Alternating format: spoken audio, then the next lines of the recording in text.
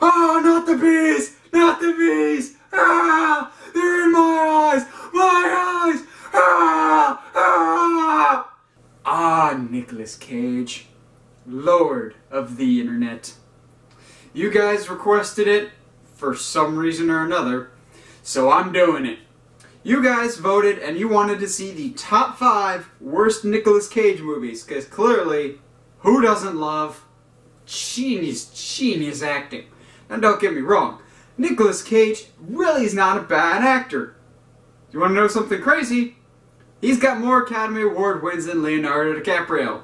Let that sink in. Oh yes, Nicolas Cage certainly is an interesting fellow, and the internet seems to have grabbed hold of his career and just ran with it, as there's countless memes and other videos relating to the great and glorious Cage. So today, we'll look at the top 5 worst Nicolas Cage movies. Now, let's clarify. Nicolas Cage himself may not have been that bad in this movie, but overall, the movie was just atrocious for one reason or another, or lots of reasons. So, without further ado, at number 5, we have Knowing. Now, Knowing, I was excited when I first heard about this movie, and thankfully, I waited till it was on TV till I saw this. Because, oh my gosh, where do I even begin with this one? So, I will open with this. I will open with the end.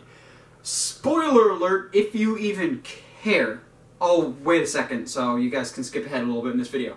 Alright, we good? Everyone dies! Like, not even joking. The whole plot of Knowing is that the whole world is faced with these catastrophes and Nicolas Cage can see them because of this weird random order of numbers. It's not clearly explained. And is predicting the end of the world. Well, guess what? The world ends and 2 kids are saved to restart the earth. Yeah, everyone dies. This is a horrible movie. It lacks all direction and focus. It's not even one of those it's so bad it's good movies. It's just a train wreck and a sight to behold. But all hail the Cage.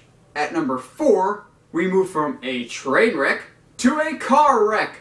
Drive Angry. I don't even know where to begin with this one. I think people were just like, hey, Gone in 60 Seconds was good, and people, for some reason or another, seem to like that one. Let's ride. But this one is not Gone in 60 Seconds. They were just like, hey, let's get Nicolas Cage in a car with an attractive co-star, just like we did in Gone in 60 Seconds, and it'll be just as good. Nope. This movie was just awful, with a terrible script, terrible action, nothing makes sense. It's atrocious. The movie, unfortunately, is called Drive Angry because that's how you will go home after seeing this movie. At number 3, we have Ghost Rider, Spirit of Vengeance. Okay, let's get this out of the way first. Ghost Rider 1 was not good either, but at least it was watchable at best. It wasn't awful, but it certainly wasn't good. Spirit of Vengeance is awful. Just straight up. It's bad. Don't ever watch this movie. The Cage is back, and once again, he looks like his skull is on fire. Oh, look, it is! You think that's why he was cast? Because he's got that look on him at all times? Quite possibly. Nothing about this movie is redeeming.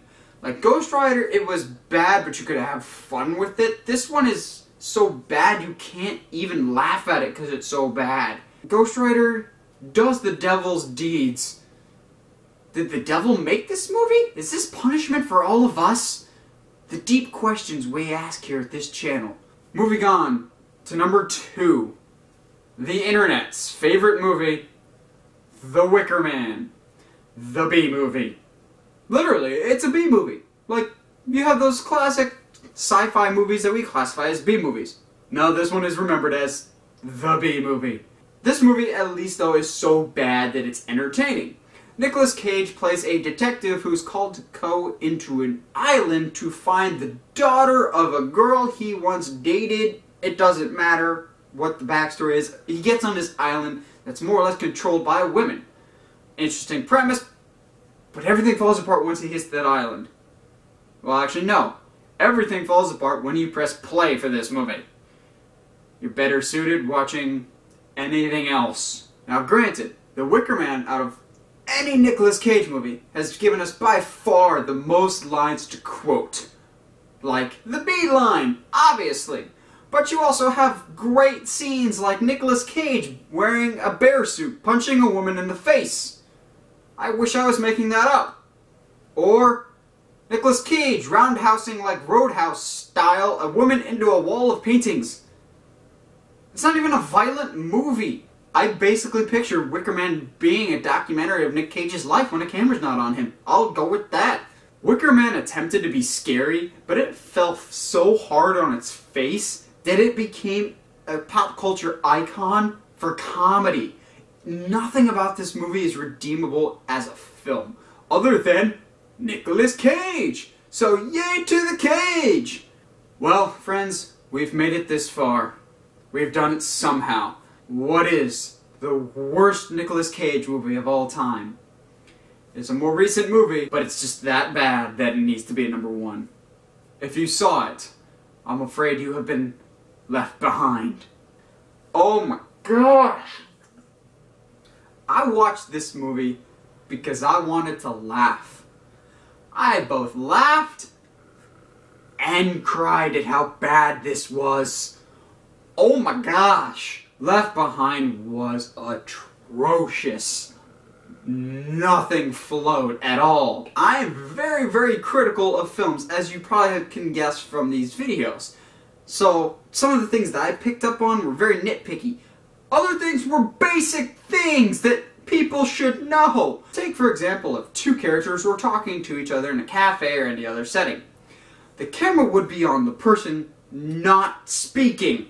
It would literally be a couple seconds of a person just going, uh-huh, uh-huh. So if we cut back to the person that is talking, the camera would be out of focus. Come on, people! Your eye will definitely catch up to that if you are going to see something out of focus. We're not that dumb. But that's only the tip of this Titanic-sized iceberg of a film. I will say, Nicolas Cage was not the problem. His hair might have been. Holy cow, that thing was a toupee or something. It looked awful. It didn't even look like real hair. It looked like it was CGI'd on, actually.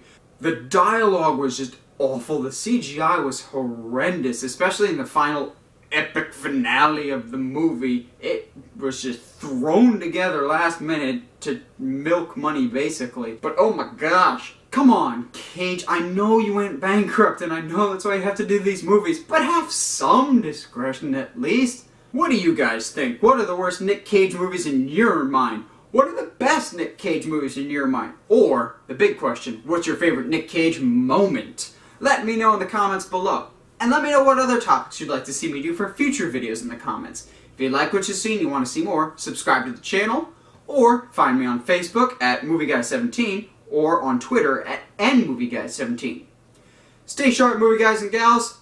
I'm gonna go off and steal the Declaration of Independence.